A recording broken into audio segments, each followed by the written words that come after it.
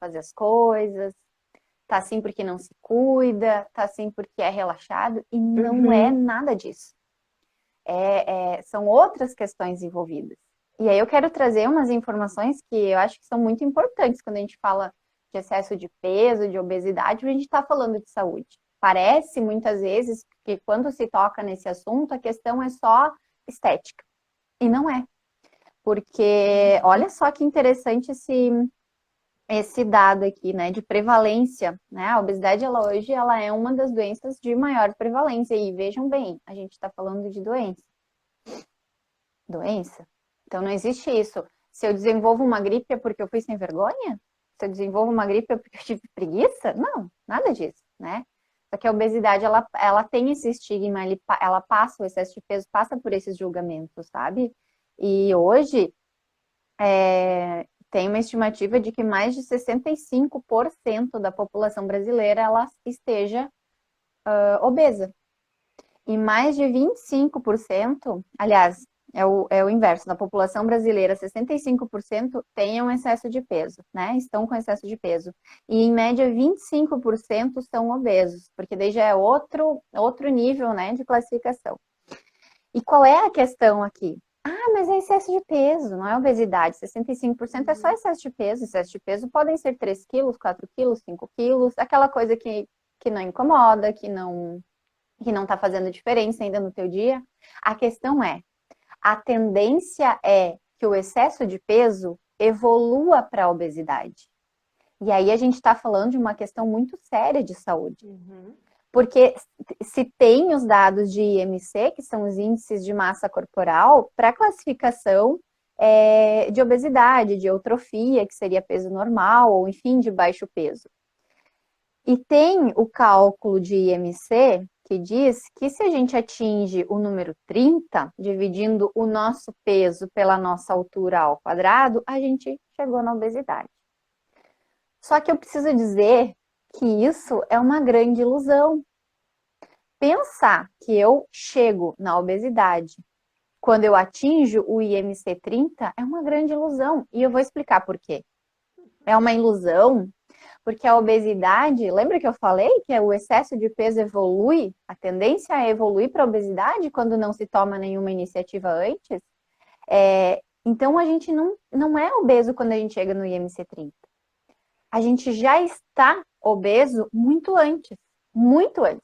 Alcançar o IMC 30 ou mais, porque daí o IMC 30 representa a obesidade 1. A partir do IMC 35 até 39, obesidade grau 2. E a partir de 40, obesidade grau 3 e só, né, vai subindo. Então, muito antes de alcançar esses números, nós estamos obesos. E quando? Mas como que eu sei? Desde quando que eu sou obeso? Meu Deus, se tu tá me dizendo que é muito antes, como que eu vou identificar isso no meu dia a dia? É porque eu tô com excesso de peso? Não. Quando tu tá com excesso de peso, também já está há muito tempo se encaminhando para a obesidade. Por quê? Porque o excesso de peso e a obesidade, elas começam lá atrás. Quando a gente, na infância, né? Quando a gente tem todos os nossos choros solucionados com comida. Ali está sendo plantado os primeiros pensamentos de obesidade, os primeiros comportamentos que estão por trás da obesidade. Começa a obesidade lá atrás, quando a gente escuta que ser cheinho é sinal de saúde. E Uhum. na nossa cultura a gente ouve muito isso. Também tem a ver com as aprendizagens que a gente tem em relação ao que é comida gostosa. Então a gente aprende que comida gostosa, coisas gostosas, são doces, são frituras, são preparações ricas em açúcar, em gordura. A obesidade, ela começa, o excesso de peso, ele começa quando a gente come, quando a comida, ela é o foco principal dos encontros, das reuniões, dos momentos juntos, né? Quando eu vejo o final de semana como momentos para, aí vem aquelas frases, chutar o balde, pisar na jaca, relaxar, aproveitar, né? E essas frasezinhas. Então, olha só, a obesidade também começa quando a gente acha normal ser sedentário. E quando um dos únicos prazeres que a gente encontra é na comida. Então, vejam bem, IMC 30 só vai estar confirmando os resultados das nossas ações. Então, se eu cheguei no IMC 30 e está escrito lá que o IMC 30 diz que agora eu sou obeso, eu construí isso muito tempo atrás. Então, eu já vinha me encaminhando para. Aquilo ali foi só uma constatação, não é, agora eu fui numa consulta, o médico me avaliou, a nutricionista me avaliou, IMC 30, pronto, agora eu sou obeso. Não, já era obeso há muito tempo, porque tudo isso aqui que a gente está falando, do julgamento da pessoa que tem excesso de peso, que a gente sofre com isso, sim, né? Isso tudo nos torna adultos que se alimentam de forma inconsciente. E essa alimentação inconsciente, ela está muito vinculada com a compulsão alimentar. E aí eu vou... Ai, que legal, legal. E aí eu vou contar aqui uma coisa que eu, na verdade, nunca falei, assim, abertamente, né? Em redes sociais, enfim. Sobre a compulsão. Que é uma das queixas que eu mais ouço, sabe? Poxa, eu tenho compulsão, eu tenho compulsão. Por que eu vou contar? Porque eu também me sinto julgada como nutricionista. Então, as pessoas imaginam que o nutricionista, ele não come... Eu sofro bullying. Porque vai ter uma festinha, eu vou encomendar brócolis, pastel de brócolis para nutri. Não, gente, eu como outras, eu como de tudo, né? E o que eu vou contar tem a ver com isso, assim, com a compulsão.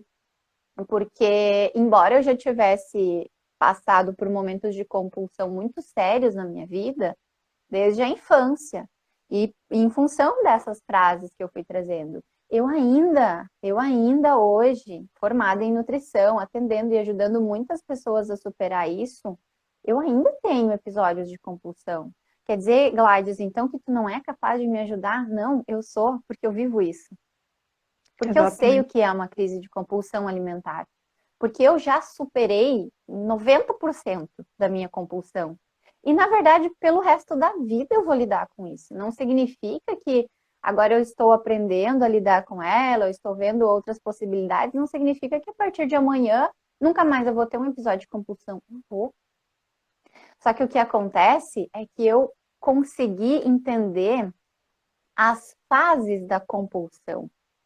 Eu identifiquei algumas coisas que precisam ser identificadas para conseguir manejar esses episódios, para conseguir entender. E lá no nosso curso eu falo sobre isso. Quais são as fases na nossa imersão? Eu falo quais são as fases da compulsão e o que fazer em cada uma delas para superar. Isso vai fazer toda a diferença. E às vezes são coisas muito mais simples. A gente pensa assim, nossa, é muito difícil, isso não é para mim. Não, eu tenho compulsão, mas ó, eu não consigo. Não consigo porque eu tenho filho, porque eu tenho marido, porque eu trabalho fora, não sou capaz. E, gente, eu tô aqui, eu passo por isso. A Cris passa por isso. Sim, nós somos capazes. Só que para tudo na vida existem técnicas, existem protocolos, a gente não sai sabendo, a gente não sabe de tudo de uma vez só, a gente vai precisando passar por etapas para ir entendendo. Vai aprender uma língua nova, não vai sair conversando de um dia para o outro, vai indo por fases, por etapas. Né? Isso é importante de fazer. E aí, falando dessa questão da compulsão, da obesidade, são coisas que exigem um tratamento complexo, sabe? Exige, em primeiro lugar, assim, estar disposto a se abrir para novas possibilidades, se abrir para entender que, poxa, eu vou deixar chegar no IMC 30, eu vou me permitir alcançar isso. E ó, lembrando, gente, que quem ficar ao vivo até o final da live vai ganhar um presente bem legal. E é presente mesmo de graça, não é aqueles presentes que ganham desconto, tá? Então, fiquem aqui, manda o aviãozinho para quem quiser saber mais sobre obesidade, compulsão, excesso de peso, tá? Já vão mandando para vir mais gente. Que a gente está falando, né? De comportamentos e hábitos. Então, assim, por anos, por décadas, a gente vai desenvolvendo e reforçando comportamentos e hábitos promotores do excesso de peso e da obesidade, como os que a gente já trouxe aqui no início da live, como esses que a gente falou, né, de onde começa a obesidade, que não é no IMC 30, então a gente vai fazendo isso por décadas.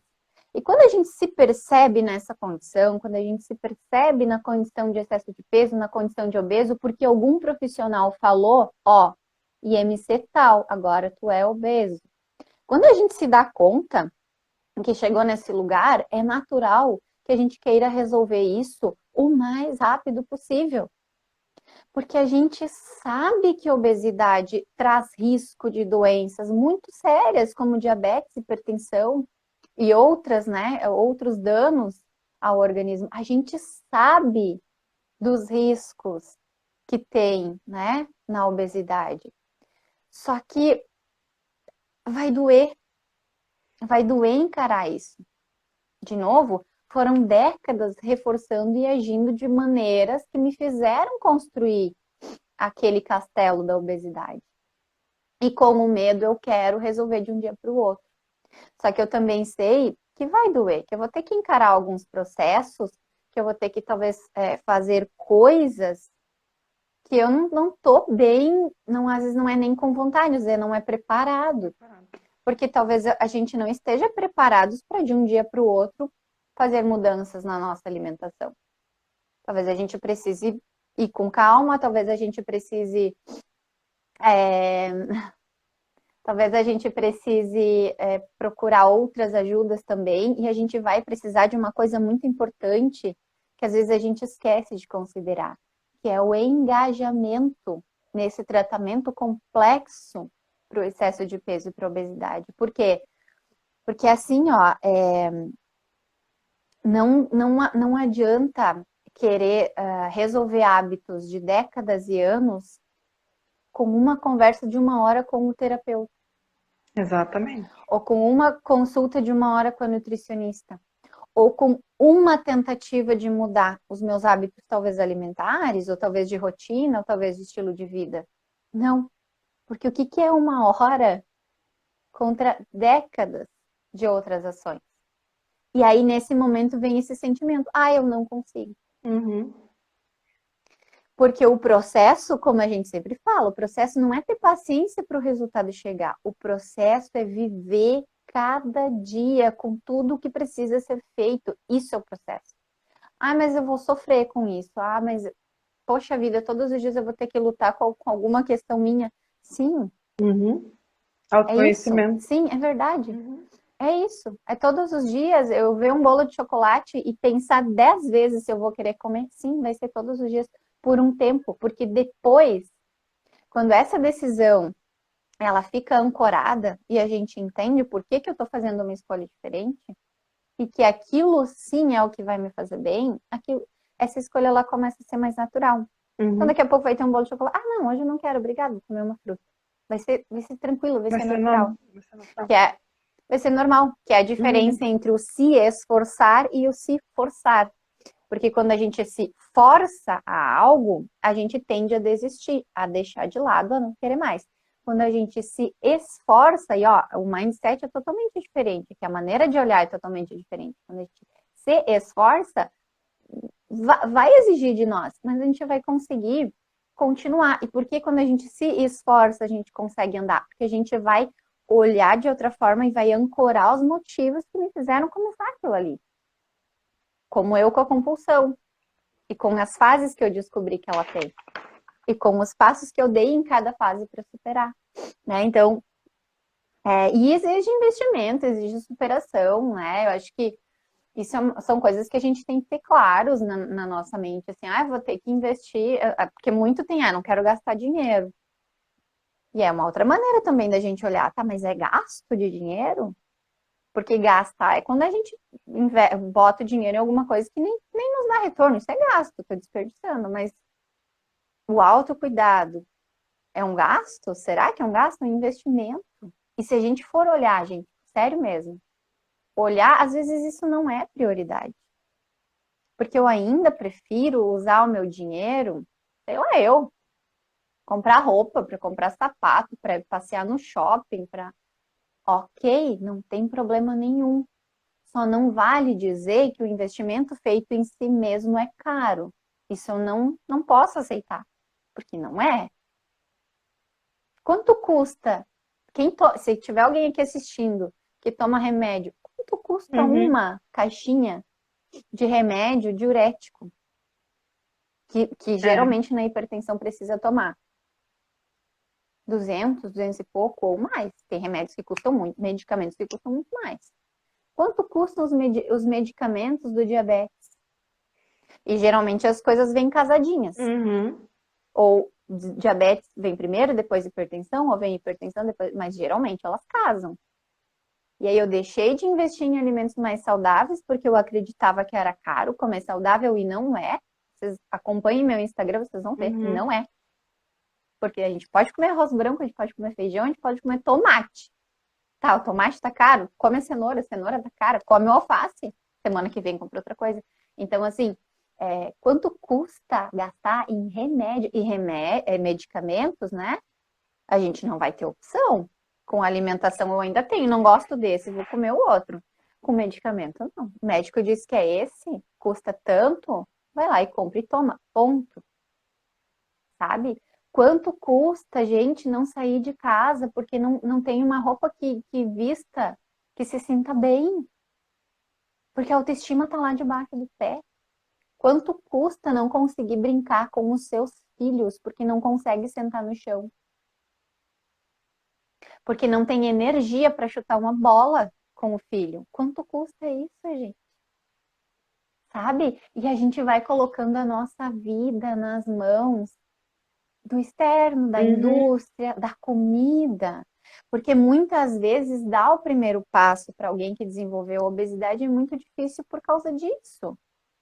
Porque se entende muitas vezes que enquanto eu estou aqui comendo tudo que eu gosto, tudo que eu quero, eu estou sendo livre. Não tá. Não. Não tá, porque não consegue fazer uma escolha diferente. E eu só sou livre quando eu tenho duas opções e eu consigo pensar sobre elas, avaliar e depois decidir. Daí eu sou livre. E pode ser pela batata frita, pelo refri, pelo doce, mas quando que vai ser o outro? Quantas vezes está sendo esse? Sempre está sendo o que não é bom para mim? Então eu não estou sendo livre. Porque isso Ah, está não, te não está sendo dominando. sempre, porque isso está dominando. Está te dominando. Só E que o aí não legal tem é que liberdade. tem como se livrar.